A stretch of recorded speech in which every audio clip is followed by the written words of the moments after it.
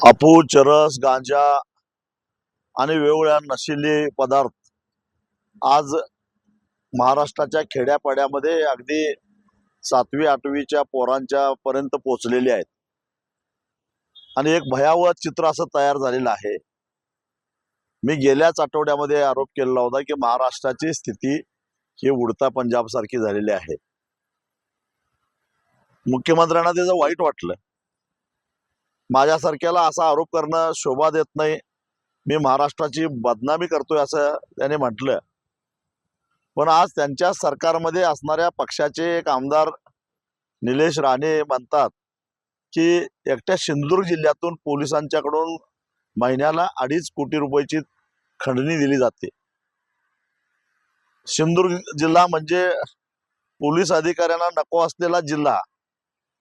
त्या जिल्ह्यातून जर 2.5 कोटी रुपयाची खंडणी जात असेल तर मग कोल्हापूर असेल, सांगली असेल, सातारा असेल, पुणे असेल, नाशिक असेल, अहिल्यानगर असेल, संभाजीनगर असेल, लातूर असेल, औरंगाबाद नागपूर असेल, या जिल्ह्यामध्ये काय अवस्था असेल.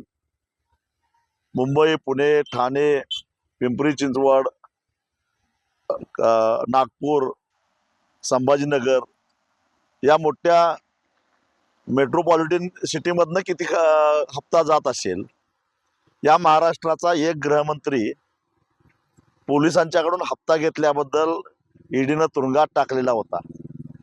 हे सारे हप्ते कुठे जातात? जप्त केलेले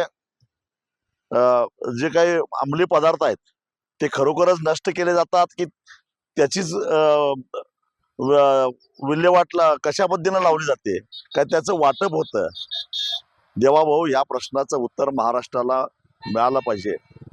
कारण सर्वसामान्यांची पोरं अंमली पदार्थाच्या आहारी गेले, तो त्यांची जिंदगी बर्बाद व्हायला लागलेली आहे.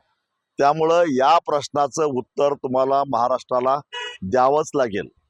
अदानीच्या पोर्टवर जप्त केलेले जे अंमली पदार्थ होते त्यांचं पुढं काय झालं, किती वेळा हा माल सापडला आणि वारंवार तिथंच का सापडतो, त्याचं वितरण कोण करतो, त्याचे हप्ते कोणाकडे जातात, या प्रश्नाचं उत्तर या महाराष्ट्राला मिळालंच पाहिजे.